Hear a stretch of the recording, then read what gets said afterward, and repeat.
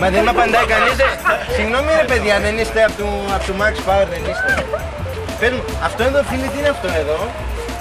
Τι κάνει, φίλτρο βενζίνης? Ναι, μεγάλο φίλτρο βενζίνης, τόσο μετά συγχωρήσω στο φίλτρο βενζίνης. Εκεί με αξιώνει, είναι καλή.